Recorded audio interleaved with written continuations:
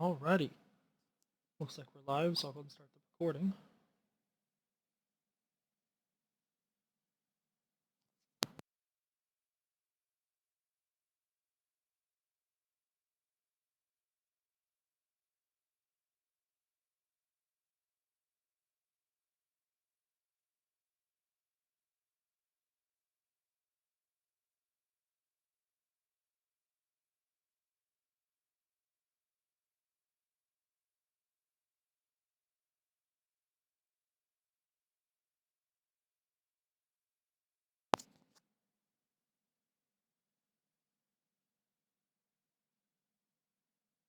Welcome, everybody to Gaming the Industry episode, I want to say 88. I'm not 100% sure on that, so we're just going to say 88.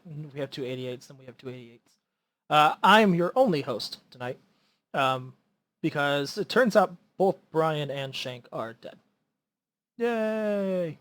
Uh, got the chat room open, so if you're in the chat room, say hi. Got some giveaways tonight of all things. So if I don't give all of the codes away during the live show, there may be some if you're listening to the podcast after this. So just hit me up on Twitter and I'll get you a code, or I may just throw the codes up on Twitter after the show. Who knows? But in the case this is your first episode listening to Game of the Industry, first of all, I'd like to apologize on behalf of humanity. This is probably the worst show on the face of the planet, but we do talk about some pretty important things here. This is a show where we simply go beyond talking about games. We talk about the deeper issues, the consumer-facing issues that you should know about. You spend your hard-earned money on this hobby, and you should definitely know what you're buying. And we try to make sure that we don't sugarcoat things on this show. We're all gamers here. Well, in this case, I'm the only gamer here. So you're not just going to hear about what I play this week, but we will have a couple topics that I think are going to be interesting to talk about. And yeah, so let's move on. Hi, Ralrus in the chat room. If you're in the chat room, say hi. Let me know you're in there because I will have a code for you. Yeah. Uh, so Brian and Shank are dead. I guess Shank is off watching some Final Fantasy movie that's in theaters in his town, but not in mine, because that makes a lot of sense. Send it to Austin. Don't send it to Las Vegas. Whatever. Brian's dead just because Brian is always pretty much dead. He's perpetually dead, basically. But in case you guys were wondering, Quantum Break has been delayed. I asked a guy that at Starbucks today, and he seemed horribly confused and somewhat distraught by that news. But I'd like to assure everybody that it did release on Xbox One and PC on April 5th, 2016. However, though, if you wanted to play the game at full 1080p on Xbox, you can't, because the 1080p patch has not been deployed on the Xbox One. It may be released next week. It may release the week after that. Who knows? Tune in. You'll find out. However, if you did want to play it at 1080p and beyond on PC, you definitely can, because a 1080p patch was released. You can now enjoy that game at a full modern resolution and beyond, something that your console won't be able to do. That is a fact. Like, everything about that statement was a fact. Um, Also, this is new. Quantum Break is releasing on Steam on September 14th, thus making the game available to more people on more operating systems, thus giving Microsoft more revenue, allowing them to not incompetently leave tons of money on the table. That must be new. Shank must have added that last week. I wasn't here last week, so there we go. Also, quick little PSA for all you PC-loving people out there. Arkham Knight is finally available on PC, but it's still broken, so you probably shouldn't buy it. In fact, unless your name is Lego Batman, you probably shouldn't buy a Batman game on PC, because they seem to be perpetually broken. Don't know why, but that's just what it is. Um, so yeah, Arkham Knight on PC is still broken. Warner Brothers was offering unconditional returns to the end of last year, but still don't buy it, because you'll get a broken game and you won't get your money back. However, Gears of War Ultimate Edition on PC is actually fixed. Like, that is a thing. You can go play it, and it works quite well, I might add. Also, remember with the X52 Pro Flight Sticks, I have nothing here. Like, I did not write anything for this. So just know that whatever it is you decide to do, you can have so much control. Also, Feilau still sucks. I saw a tweet today from Kotaku basically saying that they're going to be delaying some DLC in The Division to fix some of the issues of the game, and the first issue they should fix is Feilau, because she sucks. She is the reason why that game is as abysmal as it is. I mean, yes, there are plenty of other issues, like pretty much the game, but Fei Lao is still at the top of that, and she should be fixed no matter what. I don't have a quick Windows 10 update because Brian's not here to make anything up. I'm going to talk a little bit about what I've been playing this week. Also, kind of do a little news roundup, something we haven't done in a while, where we just kind of rapid fire some news stories. I think I'm going to do that I got 2 news stories I was reading today that I thought was kind of interesting and pertinent to a lot of the things we talk about on this show. And I'm going to talk about whether or not Hello Games lied in their marketing and lead up to the release of No Man's Sky. I'm not sure if we've really dove into this particular subject, but hey, who knows? Maybe we'll talk about it a little bit. So if you're in the chat room, I've kind of teased this a little bit today, but I do have some alpha keys. In fact, I have like 50 of them. It's quite insane. I didn't expect to be getting that many. So I have 50 keys that most likely a lot of them will maybe go unclaimed. I don't know. We'll see. But this is to a game called Master X Master. This is a MOBA arena style game by NCSoft. They're the guys who do WildStar. And I actually played a little bit of it today. The alpha is going through the 31st. It's on PC. And it's actually kind of interesting. It's a different take on how MOBAs work and are controlled. In most MOBAs, you don't control your character with like your WASD. You use your mouse and you kind of click, or you hold and move your mouse around to navigate your character through the arena. In this, you do use WASD, and it's a little awkward because the camera doesn't move with you, and so like if you have to move up and forward, you have to actually hold down W and D. If you want to move backwards and to the left, you have to hold down A and S. It takes a little bit of getting used to, but eventually you do get used to it. And then you can use Q, E, and R as like your actual abilities, and then one of your abilities is mapped to your right trigger, not your right trigger, your right click on your mouse. It's interesting. It's definitely worth checking out. I mean, it's a free alpha, so you just go to playmxm.com and use the code that you end up getting from me. So I'm going to throw one in the chat room, and if anybody wants one, great. If there's more people out there, just let me know, and I'll throw more in there. Otherwise, I'm just going to start throwing these up on Twitter within the next 45, 50 minutes. So yeah, I've actually played a lot of different games this week. It's been kind of weird. It's been an interesting couple days for me. Work has definitely died down this week, which is great because last week it was pretty much the worst. I was to the point where I just didn't want to wake up some mornings because I didn't want to have to go to my computer and work.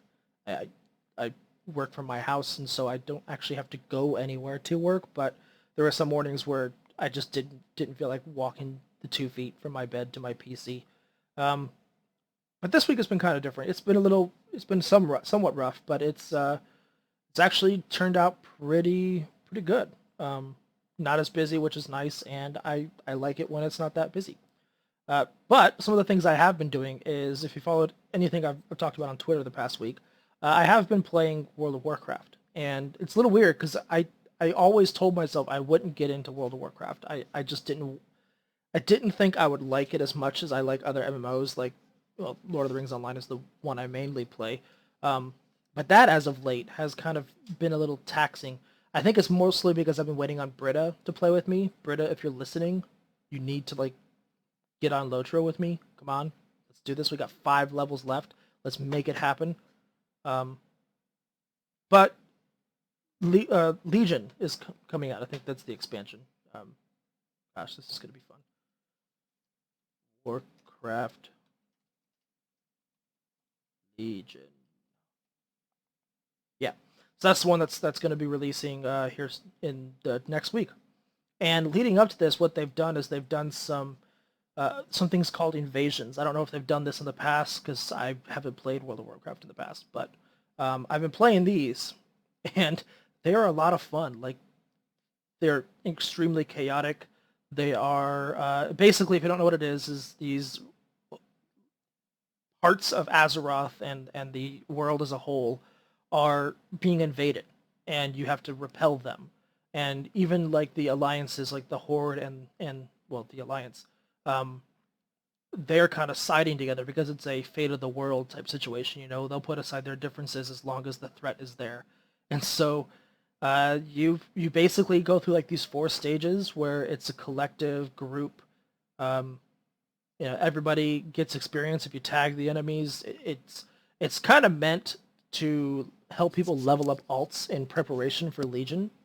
Um, Now, I don't have an alt because I really haven't been playing the game. I had like a level 13 mage that I've taken to this. You have to be level 10 to start, and it scales to you. So like you could be in fact, I have been. You can be questing with a level 100 character, and you're tagging along as your level 13 mage, and the enemies will be around your level, and you'll be able to hit them, and they'll hit you for, you know, for stuff that scales to you, whereas your friend will be able to get a challenge because they're hitting them at their level. Um, it's been kind of cool because in the past when I've been playing with Leif Johnson. Um, when we played together, we've kind of had to do easy stuff, and so for him, I don't know if it's been boring per se, but he hasn't been able to like really get a challenge when he's been playing with me. So these invasions have been great. I kid you not, I have leveled from 13 to 33 in basically 4 hours worth of playing these things. Um, it's insane. I saw on Kotaku an article this past weekend where Mike Fahey basically said he went from level 10 to 91 within a weekend just doing these. And it wasn't even like he was playing them nonstop. You know, he was spending time with kids, spending time with the wife, sleeping, working on other things. But every chance he had an open moment, he he was doing that. It's insane. And so I'll be doing that a lot this weekend. But what this actually did is it made me want to play more. And so for me to do that, I went ahead and bought the Legion expansion pack leading up to next week's release. And now I have a auto level 100 token. So I'm not going to use it on my mage. I'm just going to level the mage the old-fashioned, well, not the old-fashioned way, but I'll level it this way. Get it as high as I can. But I'm still trying to figure out what class to level in terms of the auto leveling. And I've got some suggestions. I've been kind of tinkering around with the warrior and the monk right now. Someone told me to go and make a death knight, but I can't do that because I have to have a level 70 character at least to make a death knight. Not a death knight, a demon hunter, excuse me. Death knight, I have one. They start at level 55. But I'm not sure I like that class enough to where I want to use this level 100 token on it. So yeah, I'm open to suggestions. I'm probably going to level the character before Legion comes out. So I kind of need to make a decision soon. So if you've played World of Warcraft out there and you haven't given me your any feedback yet, let me know. I play a hunter in Lord of the Rings Online, and I like that. I play a minstrel in Lord of the Rings Online, and I like that. But I can't think of there being a class that is similar to the minstrel, and the hunter in World of Warcraft is different enough from the one in Lord of the Rings Online that I'm not sure I like it so much as I do I do in Lotro. So we'll see. It's definitely been fun. That is some fast leveling, and I'm gonna continue to do it because freaking why not? Other things I've been playing this week. I don't know if you saw. Okay, so Robert's in the chat room saying, "Sorry, can't stand WoW. Only dabbled in Lotro." I understand. So if you're out there listening to the actual audio version of this podcast, which there will be one, I'm currently recording. I hope I'm recording. Yeah, I'm recording. Okay, cool. Um, so there will be an audio version of this podcast. So just hit me up on Twitter or something like that. I've also been playing Call of Duty World at War because I saw the backwards compatibility video of Call of Duty 2 from Digital Foundry, and it made me want to play an old school Call of Duty. I couldn't find my physical copy of Call of Duty 2 on 360. It's probably at my parents' house, and so I couldn't play Call of Duty 2. And I noticed that Brian had Call of Duty World at War in his library on Steam, and since we Steam share, I just kind of stole it from him because I didn't feel like paying $20 for Call of Duty 2. And I may actually end up getting Call of Duty 2 now because this has been a lot of fun. I've been playing it fully maxed out at 4K, getting a 90 to 120 frames per second. It's insane. It's a 10-year-old game, so yeah, I better be able to play it with those kind of metrics. And when my frame rate moves, it moves like 4 or 5 frames. Like there was one mission where there were some alpha effects, so many explosions going on around me that my frame rate did kind of buckle. But when I say buckle, I mean it went from 120 to like 110. That's about as low as it went. But for the video I recorded, I played the other night, last night actually, and I recorded a video of me playing this game, and I locked it at 60 for that, so there wasn't any screen tearing in the video. And it's been great to kind of revisit this old game. It really holds up well in terms of the actual gameplay aspect of it. Visually, obviously, it's dated. You can definitely tell it. Even at 4K, it doesn't change like the polygons and the textures and stuff like that. It just makes everything clearer, crisper, and less jaggy.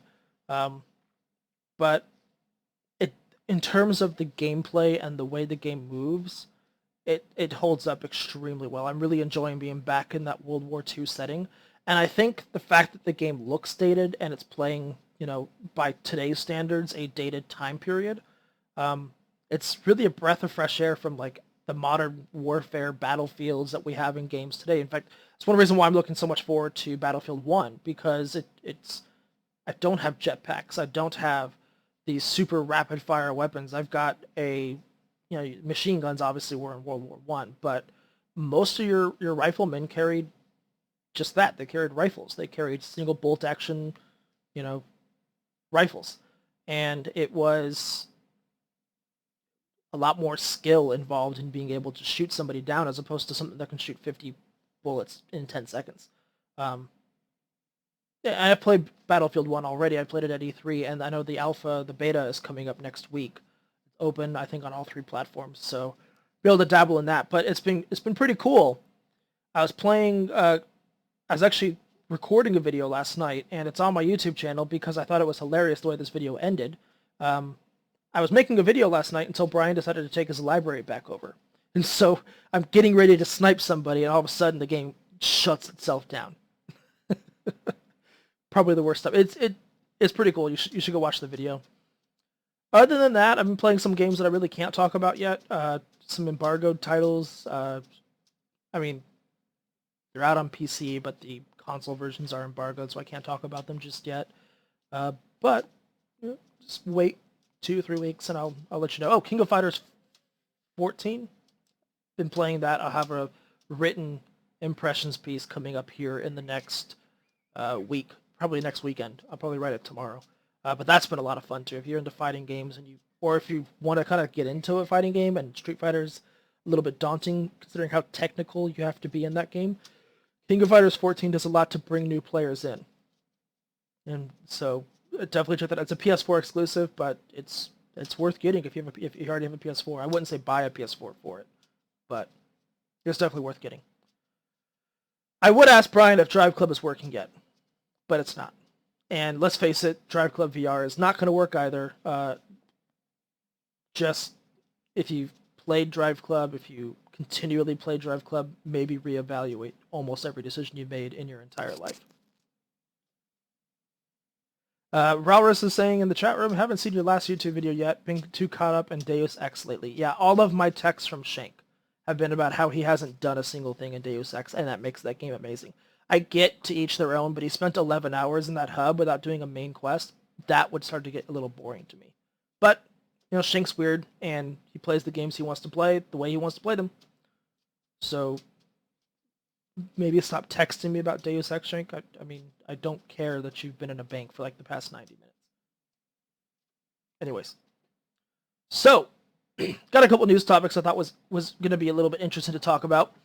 The first one comes from Shack News. Shack News is a older... They've been around for about 20 years. They're a pretty good news site. I got a couple of friends that write for them. Then they do some good work. In case you've been out of the loop in terms of WB games, like we had the Arkham Knight situation that I talked about a little bit earlier in the game, earlier in the show. One of the other issues that WB had last year was their Mortal Kombat port.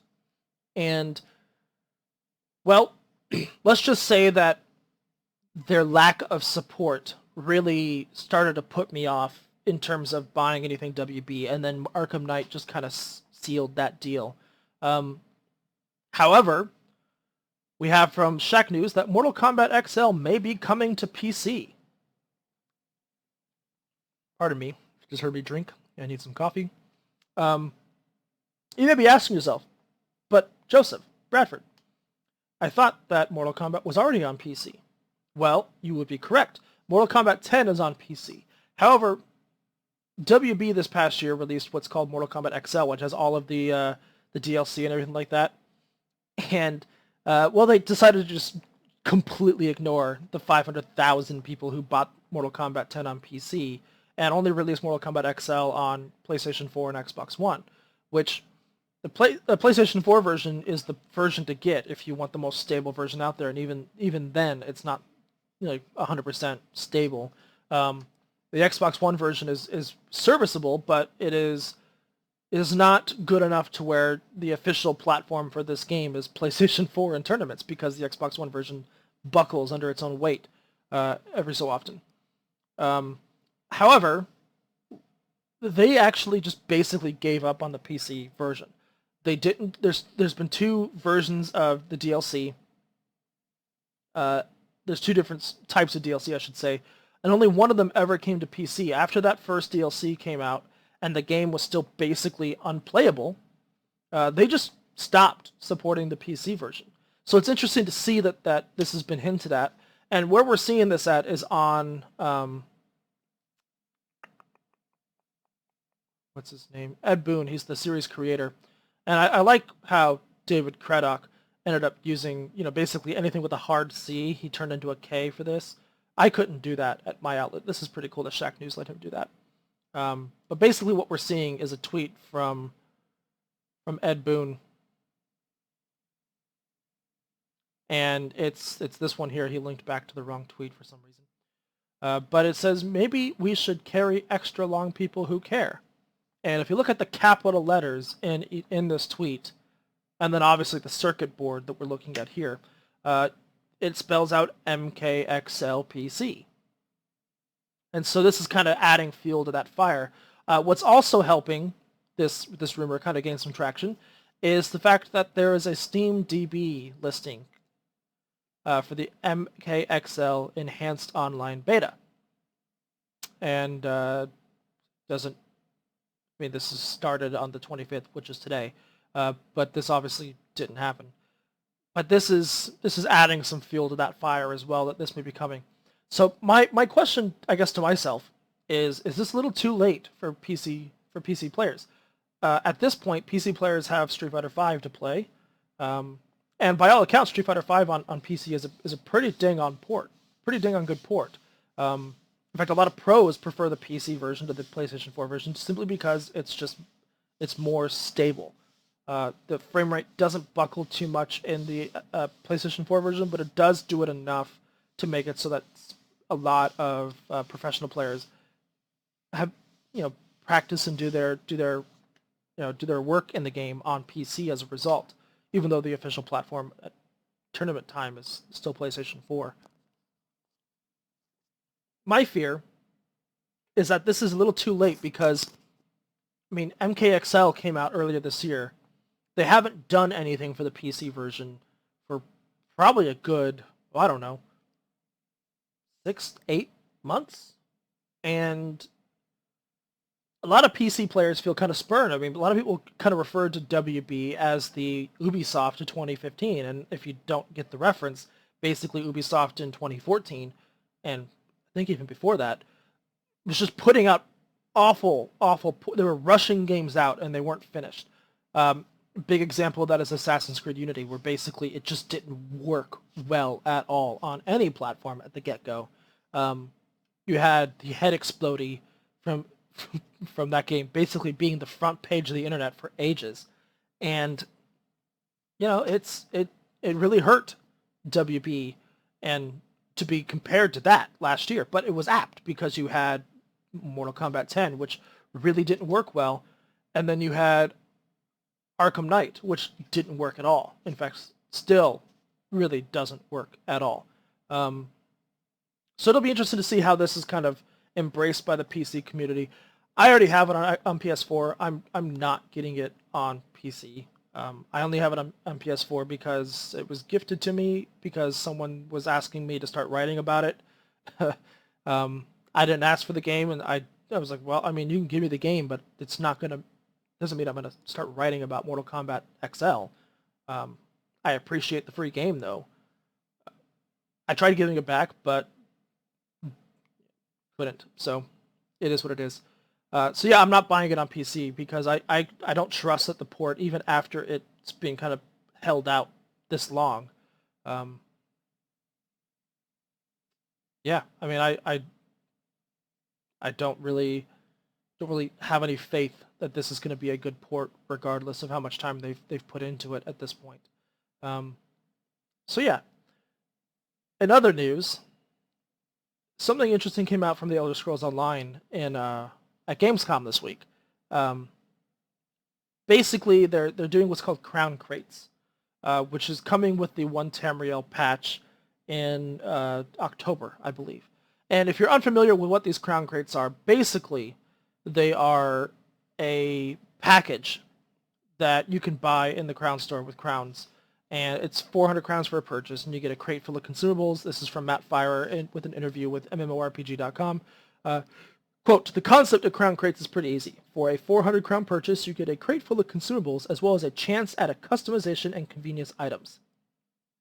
Crown crates are obtainable exclusively in the Crown store, and the consumables they contain are the same ones that you are probably already purchasing directly in the Crown store. The difference is that you have a chance to get additional items in that Crown crate, the same items that are on sale in the Crown store. There's also a rarer chance to receive a discontinued limited time offer Crown store item. The rarest items are Crown crate only items that we will cycle out every quarter or so for a new set. End quote. So basically what they're doing kind of sounds like the loot boxes from Overwatch. when you get down to it, you are basically playing roulette when you buy these things because there's no guarantee as to what you're going to get. You're going to get, you're going to get consumables, whether that be health potions, mana potions, stamina potions, whatever. You're going to get consumables, and you're going to get some convenience items. The roulette aspect of this is that you don't know what customization or convenience item you're going to get as a result. There's a chance that you're going to get something that's on sale. There's a chance you're going to get something that is no longer in the Crown store, has been discontinued, like maybe a mount or something like that. I don't know if mounts are included in this, but they're being a little coy about as to exactly what those items are that are going to be in there. The nice thing is, I guess if you get a duplicate, you'll get what's called gems, which adds a completely new currency to the Crown store that are apparently only obtainable by getting duplicate items within these crown crates. So not only do you have crowns now, you also have these gems. That's the only way you can get these gems to get the items that you want from this gem store is to spend money on these crown crates and hope that you get a duplicate item. It's a little weird when you get down to it. When you break it down that way, it kind of reminds me of what Locher did with the Mithril coins. You can get Mithril coins by the difference here actually. It sort of reminds me of that, but it's not an exact comparison because the difference between the Mithril coin currency in Lord of the Rings Online versus the currency that these gems will be is with Mithril coins you don't have to spend money on them. You can, but you can still earn turbine points to purchase these Mithril coins just by playing the game. You get turbine points by completing quest lines. You get turbine points by completing deeds. There are some specific things that you can do, like maybe do a specific event that gives you turbine points. You don't have to spend a single dime to get either currency in that game. Whereas in this, the only way you can get those gems is by spending money. And to get enough gems, you're going to have to spend more and more and more and more. Because there's no guarantee you're going to get a duplicate item unless you just go buy everything that would be in the store. So the guys at MMORPG.com, which they do a great job. If you're into MMOs at all, MMORPG.com is a good site to go to for a lot of your news. And they're actually one of the leading guys that I go to for ESO news. In fact, they are the leading site that I go to for ESO news. There's not really any other site that I go to for ESO besides, the devs themselves. This to me just I don't think it's necessarily a pay-to-win situation per se, because it doesn't look like they're giving you any items that will enhance your ability to play the game. Like, they're not giving you a specific weapon that you can only get this way. They're not giving you things like, well, actually, now that I think about it, experience scrolls may be in here. And experience scrolls will give you buffs so that you earn more experience. So, yeah, now that I think about that.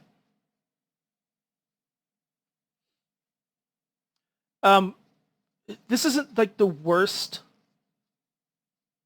This definitely feels a lot like they're seeing what's going on with Overwatch and other games that have these loot boxes. In fact, Roberts in the chat room just says, seen many versions of loot crates in too many games, not a fan of them. I'm not a fan of them either. I think this leaves too much up to chance. It basically preys on the addictive quality of, can I get it this time? Can I get it this time? I live in a place where the entire economy is run by that kind of addiction. You know, I see it everywhere. So this is basically injecting my entire, you know, ecosystem around me into a video game. I guess the nice thing about this as well is that you can't sell items to in-game traders, and it doesn't look like there's going to be any, like I said, it doesn't look like there's going to be anything that isn't already available to just purchase in the store as is.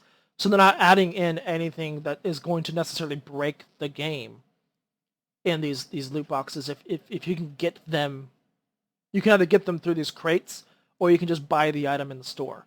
The only difference is there will be some items that are kind of hidden behind this wall of those crown gems or whatever they're called, and the only way you can get those is, like I said, buying loot crates and hoping that you get duplicate items. So, or crown crates as they're called here. The loot crates, they're crown crates. They're crown crates, they're loot crates. It's all these things are. Basically, it's Overwatch without the cool animations, I guess. The interesting thing about this is they're adding this in, what, 3 years? 2 years after the game launched? It just seems as though it's very... Obviously, this is very thought out, and they're not doing this without metrics behind them to prove that this may be profitable. And by all means, if you can figure out a way to make money, especially because you're not collecting a subscription fee for every single person who plays them, who plays the game now, you know, by all means, figure out a way to boost your bottom line, because boosting your bottom line hopefully means better game and more longevity for the game down the road. I just don't like the fact that you're paying for the chance to get an item. You know, I have bought a couple loot crates in Overwatch, and I have felt stupid after doing it every single time, because I was trying to get an item, and it didn't end up happening. So, you know, after spending about $5 on loot crates in that game, I've given up on any chance. But that's what this is preying on. It's preying on that maybe it'll happen this time. Maybe it'll happen this time. I don't mind that you can buy these items in the game. You know, buy them. If you want to spend money on crowns, great. But don't give people another way to just kind of throw away crowns, especially when you have games that are doing this, like Black Desert Online, for instance. It's a very much a pay-to-win situation there. And that is what everyone in this game is afraid of. You know, now that this game is buy to play, you don't have to pay the subscription. Yes, make as much money as you can, but do it in a way that doesn't harm the game. And it looks as though like this is in their mind, because I guess their mantra before they add anything to the store is do no harm. And if you go into every item you put into that store with that mantra, hopefully you won't do any harm. So we'll see. This is going to be in the game with the 1 Tamriel, which I'm really excited about that. I will likely be playing a lot more ESO once 1 Tamriel comes out. Definitely want to know your thoughts on that, though. It's definitely a slippery slope. You add more and more things to your virtual currency, your monetization model. You do run the risk of doing harm to the game, and you definitely need to be careful about that.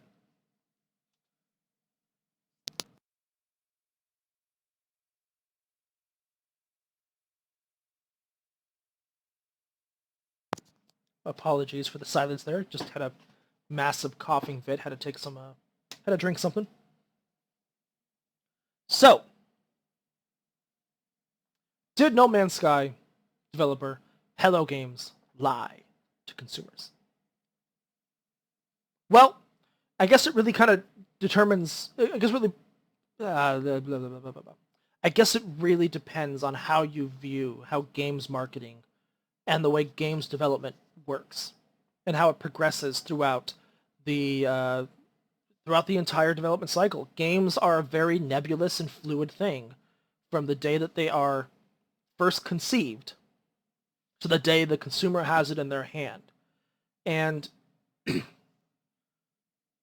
I want to preface this by saying that whether you are enjoying the game or you're not enjoying the game, you can still agree that there were egregious missteps in terms of how the marketing was handled, how the fan expectation was handled, as well as the role that the studio themselves kind of played in this entire situation. No Man's Sky is by far one of the most hyped video games I think I've ever seen in my life. This is a game where basically every single outlet out there was crowning as like the media darling. You know, this is the Her story of 2016.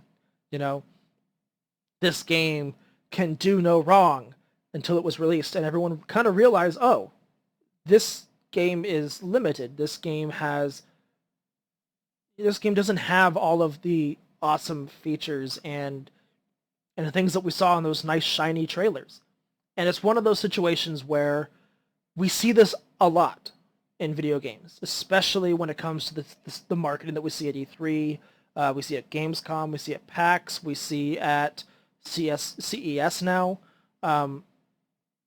Games marketing has definitely taken on a role of showing off the best angles of these games without actually giving you all of the information you need. And this is a perfect example of how that broke down.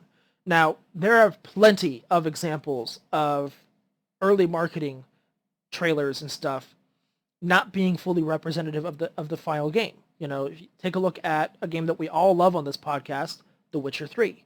If you look at some of the early material of that, it looks so different than what you actually have in your hands in terms of the visuals and art styles. There's a difference, though, between, you know, the direction and the content of the game being altered and changed as a result of a technical limitation, as opposed to just selling a game on hype and saying, oh yeah, this is going to be in there, and then it just completely absent, you know, as the time went on. You can take a look at the Witcher 3 marketing cycle, and you can see from 2013 till release, the game gradually became what it turned out to be, you know, in terms of a visual aesthetic. The 2014 trailer wasn't nearly as... It was still extremely detailed and stuff. The gameplay there was still incredibly impressive. The difference was it didn't have all those crazy, you know, particle effects and stuff going on. It didn't look nearly as good as the 2013 release. 2015 trailer comes around and it's the same thing. You're starting to see what it was supposed to be, because I think it was supposed to release at that time. It was delayed, and in fact, yeah, no, it was released in 2015. So yeah, all of the things you saw leading up to the release in May 2015 definitely tempered expectations at that point. Another example of this would be BioShock Infinite. That first gameplay demo trailer, whatever that ended up actually being at E3, was drastically different than what the game ended up being. You saw some crazy things happening in that gameplay that just were completely absent from the final game. Is that a you know, an instance of lying to your consumer, or is that an instance of just the game development cycle taking its course and changes being made to the game, things being omitted, things being taken out because of technical limitations on the hardware they're putting this on? Remember, BioShock Infinite was a last-gen game, so they had to make sure that whatever they were showing off on PC there could also be worked into the Xbox 360 and PlayStation 3. And a lot of that probably couldn't. The difference is, with No Man's Sky, no one really knew. Like there were people out there that obviously knew what this game was going to be. I think a lot of us here on the podcast pretty much had an idea of what it was going to be in the end. It was going to be a game where you set out and make your own, adventure. You do your own thing. You explore. You really just soak in what Hello Games has created. It's not a game where you really have a goal. Yes, there is a goal in the game, but if you play it that way, you're going to be disappointed. It's about taking in the planets and the discoveries and exploring and really soaking in everything that you can. The unfortunate part was, though, the way the marketing was handled by Sony, by Hello Games, it didn't seem as though they could really explain what this game was going to be. And so here we come to post-release, and there are definitely large holes in what we were shown, what consumers were sold on, and what's actually there. And if you look on Reddit, there's actually a really exhaustive post on here. It's a huge, huge long post, basically titled, "Where's the No Man's Sky we were sold on?" A big list of things that are missing with sources, links, and quotes. Also, dubious advertisement. X post from No Man's Sky, the game. This is actually a reposting of the original post because the original poster deleted his account, and there went the original post, I guess. So this is actually a reposting of that original link. This is a really exhaustive list, guys. I mean, there are... Goodness. I've been scrolling now for 10 seconds. And yeah, there's a lot of things in here. It breaks down everything from the space gameplay to NPC interactions to the planets themselves, to flight, trading, resources, creatures, surfaces, sentinels, and then he has a miscellaneous section. And then it kind of shows off the pillars of the gameplay. We were all sold on this game as being a four-pillared game: exploration, flight, space travel, trading, and survival. And what this game has turned out to be is an exploration survival game that is much like what you see on early access games. And that's not bad. Plenty of people are getting enjoyment out of this game, and more power to you. This discussion is not meant to take away or to disparage anyone who's enjoying this game. But it does warrant looking into, especially as closely as possible, so we can kind of figure out, okay, so how do we keep this from happening again? Excuse me a second.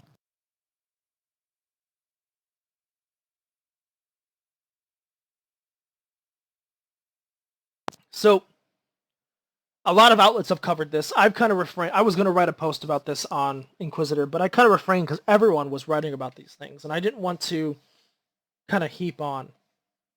But I watched a video last night from Jim Sterling, and it's a pretty well done video. He really goes into depth, because before he had posted some videos talking about Sony, and then talking about the actual crazy fanboy hype that really damaged what this game is. But the elephant in the room there is you have to give a lot of that blame to Sean Murray. When you have interviews where people are asking him questions like, will you be able to see other players in the game? And he says yes. And he never amends that. He goes on Colbert and says, oh yeah, the only way you'll be able to see what you look like is if somebody else sees you and tells you. Which then Colbert follows up, oh, so you can actually play with other people in this game. And he says, yeah, but the chances of that are very rare. He is very good at basically either, as Jim Sterling says, and I think it was brilliant the way he said it, he is very good at either giving you non-committal answers or deflecting confirmations, where basically he will confirm something, but he'll add a caveat to it, to where it's one of those where he can basically kind of come back and say, well, I said this, but I also said this is the reality of the situation. Look, we all get it. With gameplay development, things change. Features that were in the game when you were showing it off may not end up in the final product. I don't think anyone who's really talking about this subject, who's really impassioned about this, is saying that there is an issue with things not being in the game per se. we get it. Multiplayer is extremely hard to do, especially with something as large as this. Just come out and say it's not there, though.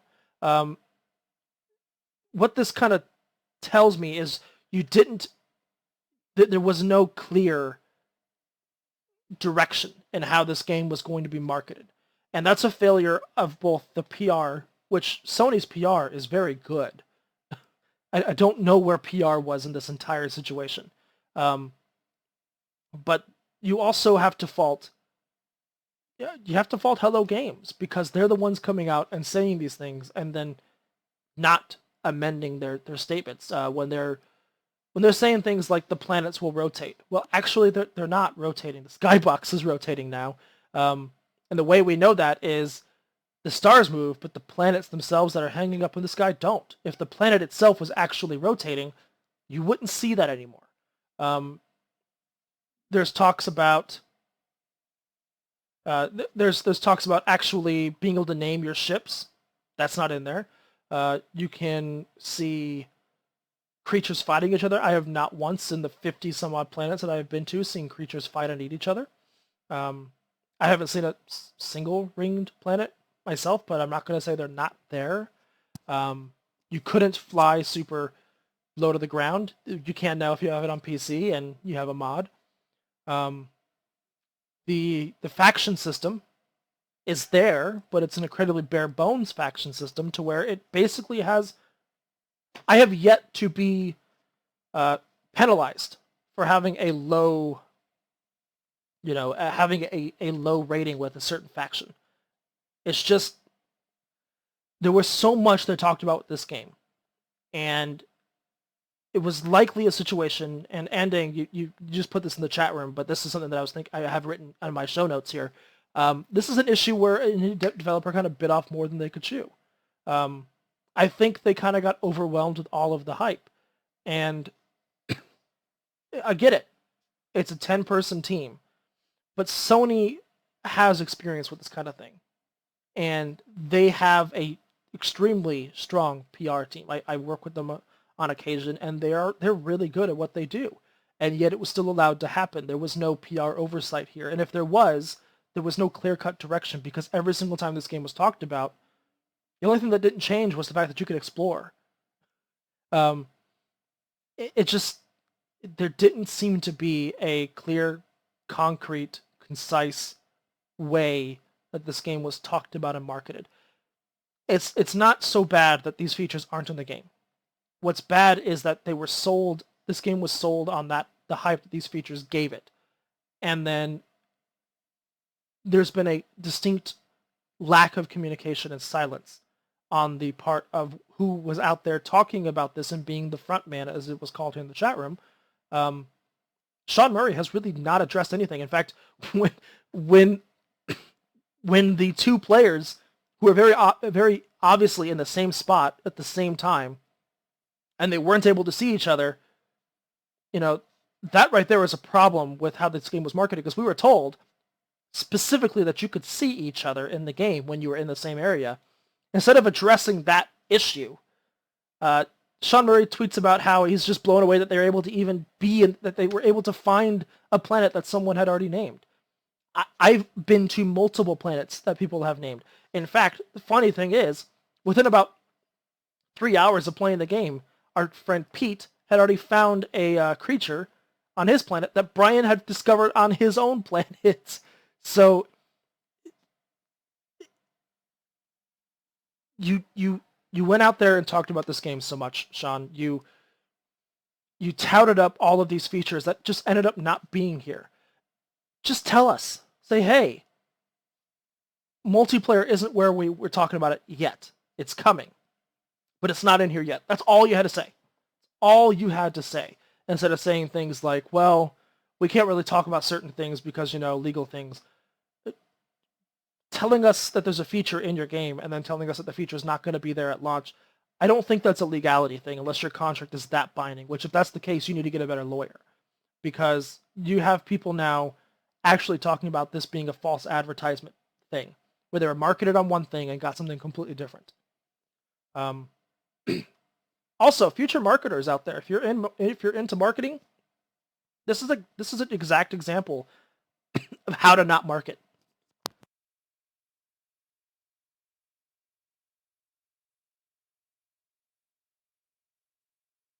This is a perfect example of, okay, this is where marketing went bad. You can learn from this. Another example is Alien Colonial Marines, where Randy Pitchford came out and said things specifically about this game and turned out to be a complete lie. Now, Randy Pitchford's a liar. I'm going to say that. He's a liar. He's just a complete liar. You know, I don't trust anything Gearbox says anymore as a result of that. I don't think I'm going to come out and actually say that Sean Murray and Hello Games lied.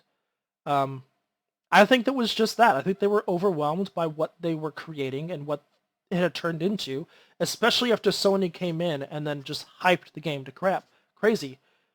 But there is a distinct way to do that. You can temper the hype a year ago instead of the day before it launches. You know, if you're starting to see things about this being a multiplayer specific game where people are going to meet up and go shoot things in the galaxy a year ago, but you know it's not going to be in the game, don't wait until the day before the game launches to tweet saying maybe don't approach the game that way.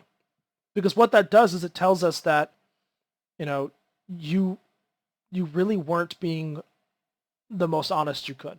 Or either that or you just didn't know what you were talking about or what you were answering.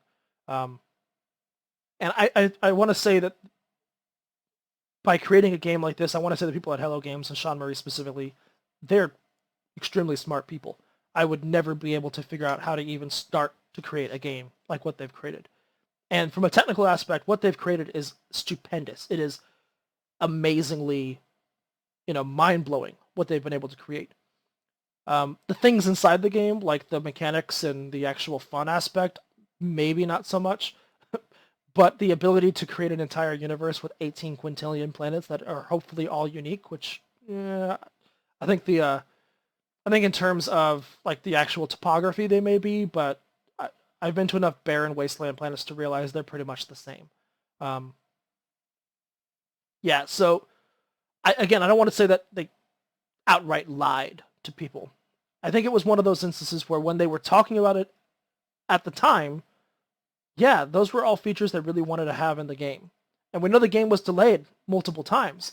So I really want to also kind of think about it this way. The game was delayed from the end of June till the beginning of August.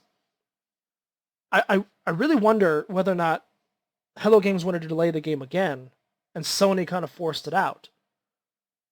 Because there are a lot of things that they're talking about bringing into this game that could have been in the game at launch. And there are a lot of things missing from the game that could have been there had they been able to delay the game further and continue to work on it. As it stands now, though, consumers have a copy of a game in their hand that isn't exactly what they were sold on. And again, whether you went into this game, you know, expecting exploration as the main thing, that's great. You know, if you, like when Shank and I talked about this 2 weeks ago, he went into this game knowing full well what he was getting. He was getting a game where it's going to be all about exploration and just taking your time and soaking in what you create.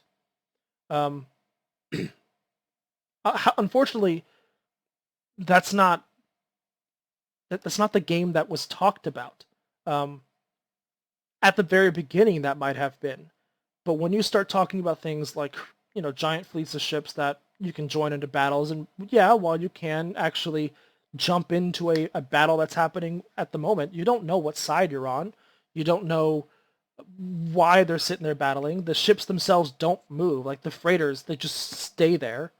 You know, we were seeing things about freighters being in actual atmospheres.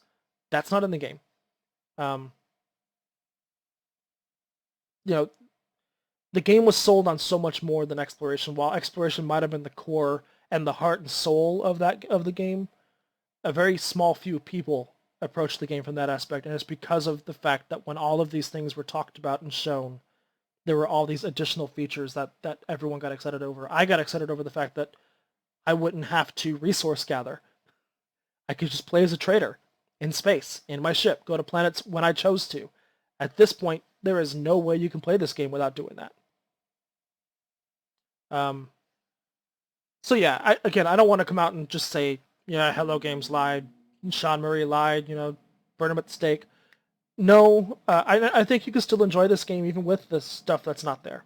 Um, a lot of this is likely just things that they wanted to have in the game and just didn't have time. Um, at the end of the day, though, what people were told and what actually was received are different games, no matter how you look at it. Um, there were things said, even up till a couple months ago, where the interviewers were asking these questions, and Sean Murray was still saying the same answers. Yes, it's in the game. Yes, you can do that. Yes, it's multiplayer. Yes, you can see your friends. Yes, you can, do this and that. Yeah, it's definitely one of those things where PR needs to do a better job. Sean Murray and Hello Games, or whatever studio this ends up being down the road, need to have a clearer, more concise messaging plan. And if things were talked about and shown in the game that are major selling points that end up not making the cut, just tell people. I think a lot of this furor could have been avoided if they had just been honest about what's not in the game. If a year ago the idea that you could see your friends and group up with them was in the game, albeit rare, but it could happen, which is what he said. If that ends up not being possible in the game at all, just tell people. Just tell people, Don't wait until the very last second, and then when the game comes out, don't address it. I think that's what's most infuriating to me is there's been literally no discussion. I've tried reaching out to them. They aren't taking any interview requests. There's just been no talk, and the cover is that they're heads down working on patches, and well, that's great, but there's got to be someone there who can give someone at least a small quote, Anyways, again, I think you can enjoy the game as it is. I don't think by understanding and knowing this information, it should change your ability to enjoy No Man's Sky. If you're enjoying it now, chances are you're going to enjoy it knowing all of this. In fact, in the chat room, Roberts is saying, I like the game, but the marketing hype was terrible. Yeah, I mean, you can enjoy the game and still agree that the marketing and the messaging was deceptive, which I guess in terms of PR, that's a win, because how much money did Sony and Hello Games make off of this game? Especially all of those PlayStation digital copies that they can't be returned. Yeah, at all, unless you'd never want to be able to activate the game in any form on your PlayStation again, which that is a topic for another show. It's another reason to buy games on PC, people. I bought the game on launch on PC, and I returned it within 30 minutes. Got my money back. I have I Am Setsuna now, and it's a great game. Ending in the chat room points out that at the end of the day, though, what was marketed is not what we got. Completely agree. Completely agree. This game was marketed on more than just the exploration. If the exploration was the main soul of the game, that's what should have been the focus of all of these interviews and showcases. Not that you could have epic space battles. Not that you could this and that, whatever. Anyways, what do you guys think? Let me know on Twitter. If you think I'm completely asinine and wrong here, just tell me. I mean, I won't care what you think, but just tell me. Go watch that Jim Sterling video, though. It is definitely, I think, the best breakdown and discussion of this entire topic that anyone has done. Plus, it's incredibly funny. There are moments that I was laughing out loud last night and woke up my wife, and it was great. So I still have 49 codes for this alpha to give away, people. So I'm going to throw a couple more in the chat. Again, this is the alpha for Master X Master. It's a game from NCSoft.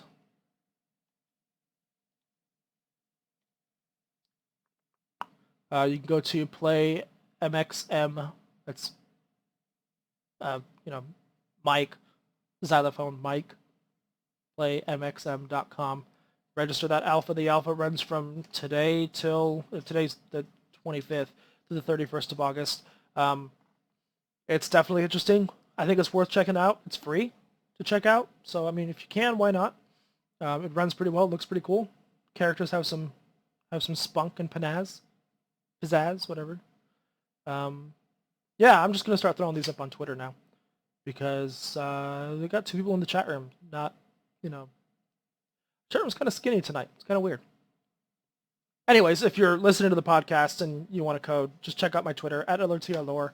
I'm gonna start just throwing up them at 10 at a time and take them as you go. What we're working on and how to reach these kids.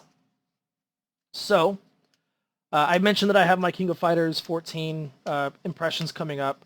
I'll probably write something about this No Man's Sky situation as well. I don't know yet. I'm still kind of thinking about it. I'm definitely going to write something about Mortal Kombat XL, because I think that is an interesting topic to broach, whether or not this is a little too late for PC gamers.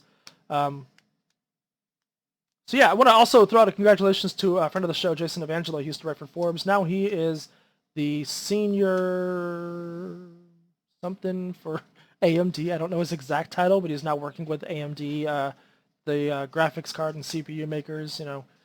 Congratulations to you, sir. Very well deserved. You're going to do great there. And make sure I'm on your press list, please. Please. I don't get anything from AMD. Like, I don't get an email from them. I get a lot of stuff from NVIDIA, but not Team Red. And as someone who was originally an AMD diehard until I ended up buying my 970 a year ago, I would love to know more about what AMD is doing, sir. So just, you're probably not even listening to the show, so I'm talking to nobody here at this point. But in the off chance that we're still on your podcast list, sir, and you listen to this down the road, I'm going to see you Saturday, so I guess at that point it'd be kind of moot. You can follow the show at GTI Podcast. You can follow Brian at SilentFairy007. You can follow myself at LOTRlore, and you can follow Shank at Shank the Tank. You can visit us on gamingtheindustry.com for editorials, live streams, videos on demands. That's not actually happening anymore. Let's Plays, those don't get posted anymore either. The RSS feed of the show is up there, and of course you can watch us every Thursday night live. We're on iTunes, Stitcher Radio, and Google Play. Thank you for all 0 of you who listen to us on Google Play Music. I think we have someone who actually listens to us still on like the Groove Music or like the Zune Marketplace on Windows Phone. So thank you, Yamicog, for that. Appreciate that. Appreciate your support there. Noel says hello and thank you. You could just search Game in the Industry and we'll be up there. GTI Podcast, right there. Any hoozle. Join us every Thursday night at 10 p.m. Eastern, 7 p.m. in God's time zone for new episodes. Normally these episodes will be archived on Shank's YouTube channel under the Game in the Industry playlist at youtube.com/shankthetank. However, this episode will be archived on my YouTube channel under a 0 playlist because I don't feel like being bothered to archive anything at youtube.com/LOTRlore. Thank you everybody who joined me for the show tonight. It's a little weird just kind of talking to myself all night, so thank you to Andang and Robus and anyone else who happened to be in the chat room who just didn't participate. Yeah, appreciate the conversation and the input in the show. And until next time, guys, thank you so much. Namaste.